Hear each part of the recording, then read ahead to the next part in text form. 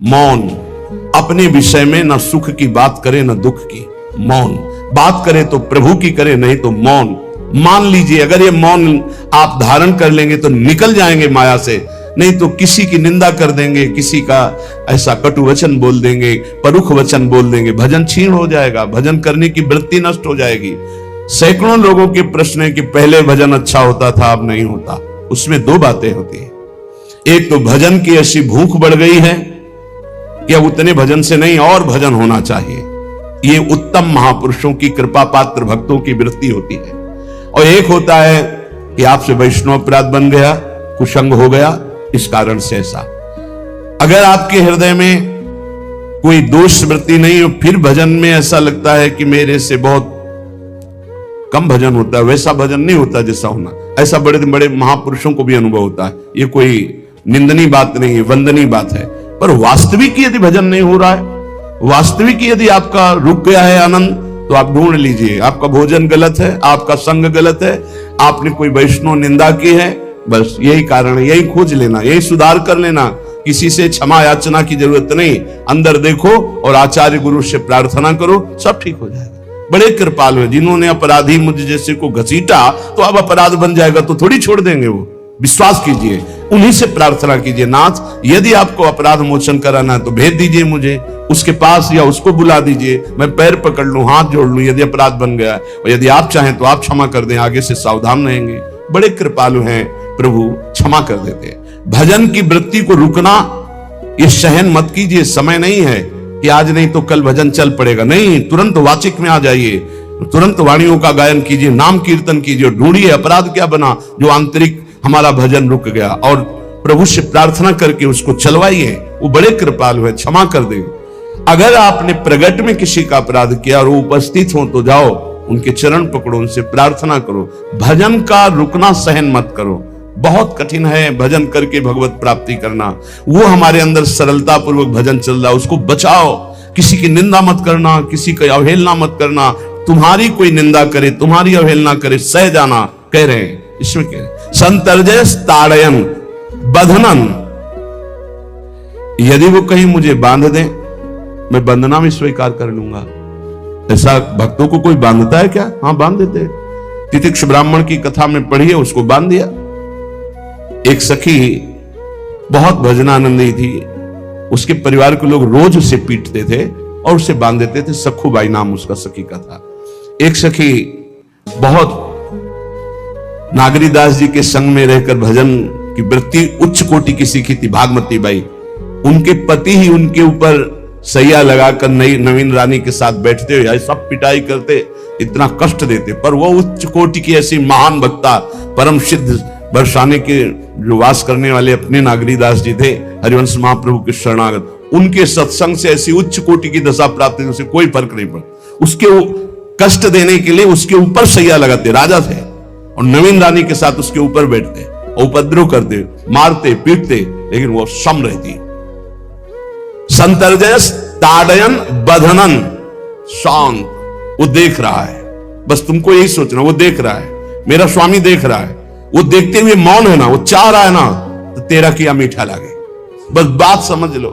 इतना तो बहुत बड़ी वस्तु प्राप्त होगी, बहुत बड़ी। एक मिट्टी जब कुम्हार को अर्पित हो जाती है तो पीट पीट कर एक छोटा राई भर भी दाना नहीं रहने देता, क्योंकि राई भर भी अगर दाना रहा वहीं से मटकी फूट जाएगी, राई भर भी अहंकार रहा वहीं से भक्ति रस निकल जाएगा।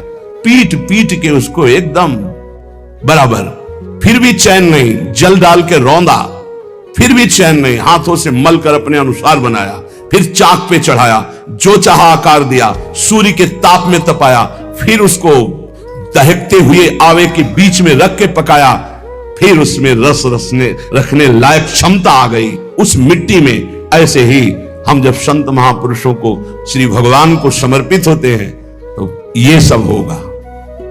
रस रखने लायक हृदय तभी होता है जब आवे में तपता है, इसलिए तैयार रहो। तभी नागरीदास जी ने कहा, बड़ो ही कठिन है भजन ढिग डरिबो। एक सूरवीर योद्धा की तरह जैसे उसके अंग घाव से युक्त होते हैं, वो कदम पीछे नहीं आगे ही बढ़ाता है, ऐसे भजनानंदी चाहिए। चाहे मुझे चोर कहा जाए, पतित कहा जाए, गाली दिया जाए, मुझे मारा जाए, बांध लिया जाए, तो भी मैं भगवान पर दोषारोपण नहीं करूंगा। मैं यही निश्चय करूंगा, प्रभु मेरे देख रहे हैं, जोई जोई प्यारो करे सोई मोहि भावे, उनका विधान परम मंगलमय है। अंतः क्लेश मतीव दुस्सह तरम प्राप्नोति नाना विधि। मुझे अंदर से भी बहुत पीड़ा दी जाए, काम पीड़ा, क्रोध पीड़ा, लोग बाहर से तो ये दिया जाए और अंदर से भी ये दिया जाए, तो भी हे प्रिया जो आपसे नहीं कहूंगा। प्रेम में कभी शिकवा शिकायत नहीं होती, ना इष्ट से और अपने प्रीतम के विधान से दिए हुए कष्ट को हम दूसरे से कह दें। धिक्कार हमारी प्रीति को, प्रीतम सहावे और मैं दूसरे से शिकायत करूं? नहीं, हर विधान आपका सहो। ये प्रेम है मस्ती का, ये लज्जू पंजू ऐसे काम नहीं है इनके। ये तो देखते हैं पैर धर के अगर गर्म लगा तो हटा लेंगे, मत रखना गर्म ही गर्म है। और छाती मजबूत करके कि आग पे चलूंगा तो पैर रखोगे तो चंदन हो जाएगा आग में भी। पूरे जीवन की बात कह रहा हूं, पूरे जीवन की। सोचो उस समय जब 13 वर्ष की अवस्था है और घर से निकले थे, कोई साथी नहीं है, कोई समझाने वाला नहीं, और आज इतना जीवन हो गया इसी यार के सहारे हुआ है। इसी यार, ना 1 रुपया कभी था, न रहा है, न रहेगा। प्रेमानंद का 1 रुपया नहीं है, प्रेमानंद की एक वस्तु नहीं, ना रहा ना रहेगा। हाँ, प्रेमानंद की सब वस्तुएं हैं, ना होते हुए भी पूरा विश्व मेरा। क्यों? प्रेमानंद भगवान का है, भगवदानंद को प्रेमानंद कहते हैं। वही संपत्ति जीवन भर एक ही साथी रहा है, और हे नाथ ऐसी कृपा करना अब दूसरा साथी बने ना। अब आओ तो मृत्यु रूप में ही आओ और किसी रूप में मत आना। साथी हो तो आपका साथ हो, सर्वहरण करने वालों में मैं मृत्यु हूं, बस उस रूप का इंतजार है। आओ उस रूप में और समेट लो अपनी लीला। बस कभी किसी से शिकायत, कभी किसी ने कैसे हो, आनंद है। नहीं सुना है किडनी खराब है तो सुना ही होगा, कोई दुख नहीं, कोई दुख नहीं। वर्तमान दुख वर्तमान के आनंद से बहुत छोटा है। क्या दुख है? स्वामी के द्वारा दिया हो। ये आप हमारी प्रार्थना मान लीजिए, इस मार्ग में चलने पर जो दुख मिले कभी किसी से कहना नहीं तो प्रीति में कलंक लग जाएगा, वो तुम्हें प्रभु से हटा देगा। नहीं, रहीमन मन की मन व्यथा रखी मन में गोए, सुनी चली है लोग सब बाट न लिए। ये भगवत मार्ग शूरवीरों का मार्ग। कभी अपनी अंतर व्यथा को किसी से मत कहो। जीवन में अगर कोई हमें कष्ट दे रहा है तो हमारा कर्म है, ना कि कोई व्यक्ति। ये बिल्कुल सिद्धांत तक चर्चा समझ लो। वही व्यक्ति जो मुझे द्वेष करता, वही व्यक्ति जो मुझे कष्ट और दंड देता, वही व्यक्ति प्रणाम करके छाती से लगाकर आंसुओं की धारा से अभिषिक्त किया, तो वो व्यक्ति था या कर्म? जब कर्म भोग हो गया तो वही हृदय से लगा के अश्रुधारा से क्षमा कीजिए, बहुत ऐसा नहीं, आप तो बड़ी कृपा की। व्यक्ति कभी कष्ट नहीं देता, मेरा कर्म उसके ऊपर सवार होकर मुझे दंड देता, इसलिए मैं किससे कहूं? अपनी जबान से दांत कट जाए तो किससे कहूं? ये जो दांत, इससे जबान हमारी पीड़ा को किससे कहूं? अपने हाथ से चोट लग जाए किसको कहूं? ऐसे सब आत्मस्वरूप हैं, हमारा कर्म ही उनके ऊपर सवार होकर हमें दंड दे रहा है। इसलिए भाई, श्रीपाद का सिद्धांत जो कह रहे कि अगर भगवत प्रेम प्राप्त करना है तो मुंह बंद। 22 बाजार में कोड़े मारे गए, एक बार भी श्री कृष्ण से नहीं कहा। पूज्य भाई जी महाराज के जीवन कष्टमय, कभी श्री कृष्ण से नहीं। बाबा नहीं सह पाए, बाबा ने श्री कृष्ण से कहा, श्री कृष्ण चंद्रजू से, ये क्या है, इतना कष्ट क्यों दे रहे हो उनके शरीर को? तो मुस्कुरा दिए, बोले मैं नहीं दे रहा हूं, ये तुम्हारे कर्म का फल भाई जी भोग रहे हैं। ऐसा? बोले हाँ। सीधे अस्पताल गए, भाई जी से कहा, ये आप हमारा प्रारब्ध क्यों भोग रहे हैं? तो कहा, आज ये कौन सा खेल रच रहे हो बाबा, क्या बात कर रहे हो? जीव का अपना कर्म भोगना होता है या किसी और का निजीकृत कर्म भोग? तो उनका आप हमको बहका नहीं सकते, हमें परम तत्व से पता चला है कि आप हमारे कर्म। तो हंस दिए भाई जी और बोले, देखो हमें कोई फर्क नहीं पड़ता, आपको फर्क पड़ जाता। आप चढ़ो, जिस साधना की चढ़ाई पर चढ़ रहे हो चढ़ो, मंगलमय श्री कृष्ण तुम्हारी यात्रा को पूर्ण करें। हम तो अस्पताल में पड़े पड़े प्रिया प्रीतम के साथ खेल रहे हैं, कोई फर्क नहीं पड़ रहा। ये बड़े महापुरुषों ने अपने कष्ट की तो बात जाने दो, दूसरों के कष्टों को लेकर भोगाए। हम जरा सा कष्ट आ जाए तो बोले हमारी अंदर श्रद्धा थी अब खत्म हो रही क्योंकि कष्ट आने लगा। उसमें भगवान का क्या दोष है? वो तो बड़े कृपालु हैं कि ऐसे पापात्मा होने पर भी मुझे महात्माओं का संग दिया, धाम का वास दे रहे, नाम जपवा रहे। अब हमारे पूर्व प्रारब्ध हमें कष्ट दे रहे, इस समय भी वो हमें दुलार कर रहे। जीव समझता नहीं, केवल दोषारोपण भगवान और भगवत मार्ग पर कर देता है। इसलिए उपासक को अंतः क्लेशमतीव दुस्सहतरम, ये जो आप काम क्रोध से जल रहे हो ना, ये तपस्या है, इसका बहुत बड़ा लाभ मिलेगा। और अगर भोग रहे हो ना, गिर रहे हो, पतित हो रहे हो, तो वो सुख नहीं, वो शांति नहीं, वो विश्राम नहीं है। तो एक बात ध्यान रखना, इस शब्द को याद रखना। ऐसे रहने पर भी हमारे द्वारा जो भी वो हमारे स्वामी ऐसे लेते हैं, जन अवगुण प्रभु मान न काऊ, दीन बंधु अति मृदुल स्वभाव। कल शाम के पूज्य परमहंस राम मंगलदास जी की वाणी का चिंतन हो रहा था, उसमें कह रहे कि जो 30 मिनट भगवान नाम कीर्तन कर लेता, मेरी बात पर विश्वास रखना हो, उसको भगवत प्राप्ति होगी। 24 घंटे में 30 मिनट नाम कीर्तन कर लेता है और अन्य समय विस्मरण रखता है, तो 30 मिनट का नाम कीर्तन उसे भगवत प्राप्ति करा देगा। तुम्हें जो पाठ प्रिय हो, 30 मिनट पाठ कर लोगे, भगवत प्राप्ति होगी। बहुत पहुंचे हुए महापुरुष जिनके चरणों में अपार श्रद्धा है, आप लोग तो रात दिन लगे, आपको भगवत प्राप्ति नहीं होगी। चूक हो जाएगी तो जन अवगुण प्रभु मान न काऊ, दीन बंधु अति मृदुल स्वभाव। अग्नि की ज्वाला के समीप रुई का पहाड़ कितनी देर टिकेगा? कितनी देर टिकेगा? उसके ताप में झुलस जाएगा। ये अग्नि की ज्वाला है भगवान नाम कीर्तन, भगवत यश गुणगान। तो जैसे किसी को लगे कि वो नाम जब भी करता है वो रुचि पूर्वक पाप करता है, असंभव।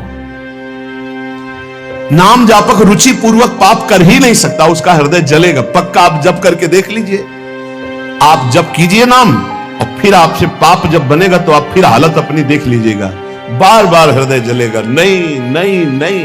तो एक दिन वो नहीं सिद्ध हो जाएगा और आप निर्विकार हो जाएंगे। इसलिए अंतः क्लेश, अगर बुद्धि मतीव अति अंदर क्लेश आ रहा है, कभी काम आ रहा है, कभी क्रोध आ रहा है, कभी लोभ आ रहा है, कभी मोह आ रहा है, ये आता रहेगा जब तक भगवत साक्षात्कार नहीं होगा। ऐसा मत समझो कि 2-4 महीने जप करेंगे तो हम सिद्ध हो जाएंगे, ये आता रहेगा।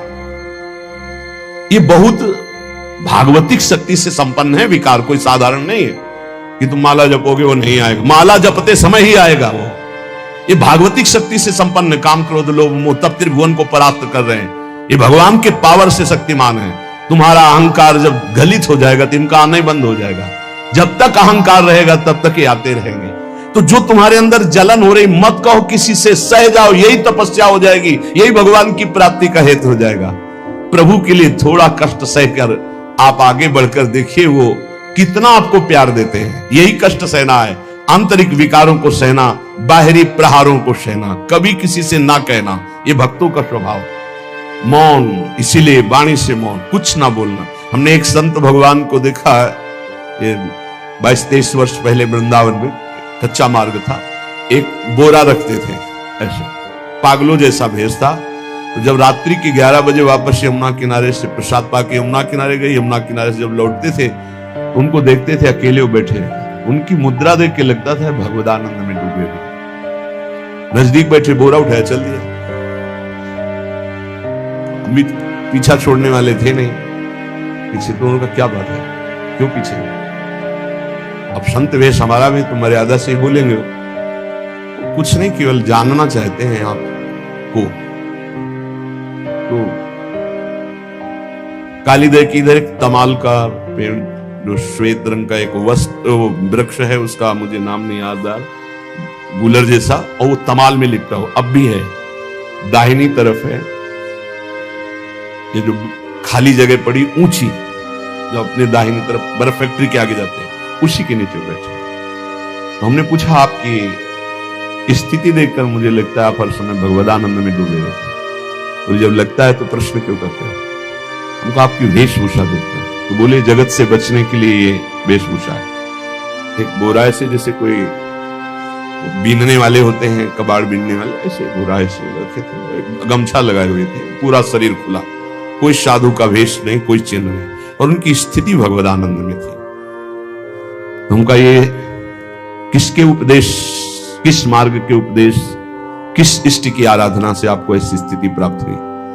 बोले प्रथम पूज्य श्री स्वामी राम सुखदास जी महाराज का सत्संग हुआ, इष्ट देव श्री कृष्ण, इष्ट ग्रंथ गीता, उसी की कृपा से मुझे ऐसा, मैं भारत के हर तीर्थों में वास करता हूं, भ्रमण करता हूं, असंग रहता हूं, और यही वेशभूषा है बड़ा अंदर से। तो भोजन प्रारब्धवशात जो सामने आ जाता है उसे पा लेता हूं, नहीं आता भूखा रहता हूं। तो अगर हम मधुकरी ले आवे कभी आप जिससे तो पा लेंगे, बोले दे देंगे तो पा लेंगे। दूसरे दिन मधुकरी लेकर, तो रोज हमारी उनके चरणों में श्रद्धा, क्योंकि उनका रहना और चिंतन दोनों, रहनी और चिंतन बड़ी प्रशंसनीय, जो वीतराग परमहंसों के अक्षर सा वैसे कुछ पास में केवल बोरा, वो नाटक के लिए बोरा कि कोई समझे कबाड़ बिनने वाला, और एक गमछा से रंग बिरंगा, बस कुछ नहीं, कोई भागवतिक चिन्ह नहीं। एक दिन देखा वो बड़े मक्खियां भिन भिना रहे, तो नजदीक गए, क्या हो? चुप जाओ, इनका बोलिए ना। बोले वमन और शौच दोनों हो रही है, शरीर बिगड़ गया, तो हमका औषधि के लिए हम व्यवस्था, बोले इसलिए कह रहा हूं आप बच जाइए। हमका हमें बता तो दीजिए क्यों नहीं? तो बोले आया हुआ प्रारब्ध है, इसको हंस के भोगना है। ऐसे कोने में साइड में ऐसे पेड़ के किनारे पड़े, 2-4-10 दिन जो भी व्यवस्था उनकी बनी, फिर वो हमको दर्शन नहीं मिले, अन्य तीर्थों में चले गए होंगे। ऐसा महापुरुष, क्या हम अपने शरीर को इतना प्यार करें कि भगवान से श्रद्धा हो जाए, भक्ति मार्ग में हम लड़खड़ा जाए, फिर सत्संगी किस बात का? ये पक्का समझ लीजिए, ये जो भगवत मार्ग है ये शूरवीरता का मार्ग है, सहन करने का मार्ग है। जितने भी महापुरुषों के चरित्र हैं आप पढ़ करके देख लीजिए, भगवान के चरित्र से भी ज्यादा लाभ भक्त चरित्र सुनने से इसलिए होता है कि हमको लगता है कि हमारे जैसा जन्म लेकर इतना कष्ट सहकर इस ऊंचाई पर पहुंचे, ये बड़ी बात है कि वो जीवत्व से हमारी तरह पैदा होकर ईश्वत्व को जाता है। इसलिए भक्त चरित्र में विशेष बल हमको प्राप्त होता है। क्या क्या कष्ट सहते, और आप खुद देख लीजिए, आपको जितना कष्ट है उससे बड़ा सुख है कि नहीं, अंदर देख लीजिएगा तो इसी से अनुमान लगा लीजिए, जितना बड़ा कष्ट उससे कई गुना बड़ा सुख भगवान देते हैं, तभी वो उनका यश गाते रहते हैं। ऐसे थोड़ी होता है कि हमारे भगवान का हम भजन करते, हमारे साथ न्याय नहीं हुआ। न्याय तो सही बात नहीं हुआ, नहीं तो तुम्हारी दुर्गति हो जाती। सही बात में उन्होंने न्याय नहीं किया, पक्षपात किया है तुम्हारा। अगर वो सही न्याय करते तो ईमानदारी से कहते हैं, केवल नरक के कीड़ा ही बनना पड़ता और कुछ नहीं है। खूब देख लो, डबल चेहरा होता है, एक सामने का चेहरा देख रहे हो और एक एकांत का चेहरा होता है, डबल चेहरा होता है। और भगवान डबल रखो चाहे तिबल, सब देखते हैं। सब हम बैठे हुए देख लो ईमानदारी से वृंदावन की भूमि में, एक चेहरा है जय श्री राधे, और एक चेहरा है जो राक्षस है अंदर बैठा। देख लो, अंदर देख लो, बिल्कुल इस समय सीसी कैमरे में हो, अंदर देख लो, एक राक्षस बैठा है, और उस राक्षस ने जो जो करवाया आप लिखो रजिस्टर में, तुम्हें याद है जितना, और इसके बाद आप न्यायाधीश बनो, फिर आपकी क्या दुर्गति होती उसका। इससे ऐसे होता है, हे प्रभु तभी त्राहिमाम मचता है, तब उनकी कृपा नजर आती है कि बोले भगवान ने न्याय नहीं किया। हम कहते सच्ची बात तुम कह रहे हो प्यारे, न्याय नहीं किया इसीलिए बचे हुए हो। अगर वो न्याय कर देता, पक्षपात न लेता तुम्हारा, तब तुम्हारे होश उड़ते, चाहे जो कोई हो, अपना रजिस्टर जांच के देख लो। इसलिए कहते हैं कि सबकी जीवनी शुक्ल पक्ष की लिखी जाती है, कृष्ण पक्ष की तो केवल उसी की छाती जानती, दूसरा नहीं। हृदय में जितने विकार, हृदय में जितना अंधकार, हृदय में जितना कूड़ा करकट, वो तो हम जानते हैं कि हमारी स्वामिनी की कृपा ने कितना निर्मल किया है। तब उनकी स्वामिनी जू मुझ जैसे अपराधी के अपराधों का विस्मरण करके आप ऐसी कृपा, तो आपको लगता है कि संतों की एक दैन्य भाषा होती है। नहीं, ईमानदारी से संत कभी झूठ नहीं बोलते। जैसे कह रहे कि मौसम कौन कुटिल खलकामी, तो अंतर ये होता है कि आंख में जैसे थोड़ा पड़े तो बहुत बुरा लगता है, और पीठ में इतना बड़ा तिनका चला जाए तो कुछ समझ में नहीं आता। संतों का हृदय आंख जैसा होता है, थोड़ी सी भी गलती में हाय हाय मच जाता है, धिक्कार है तुम्हारे जीवन को, अपने को तुम क्या समझते हो, क्या है तुम्हारे अंदर विचार। और जो मलिन अंतःकरण वाला था, भारी भारी पाप करके भी उसको पश्चाताप नहीं होता। संत जनों को एक पाप की जरा सी वृत्ति की आभास स्फुरणा, वो पूरा पाप नजर आने लगता है उनको, क्योंकि इतना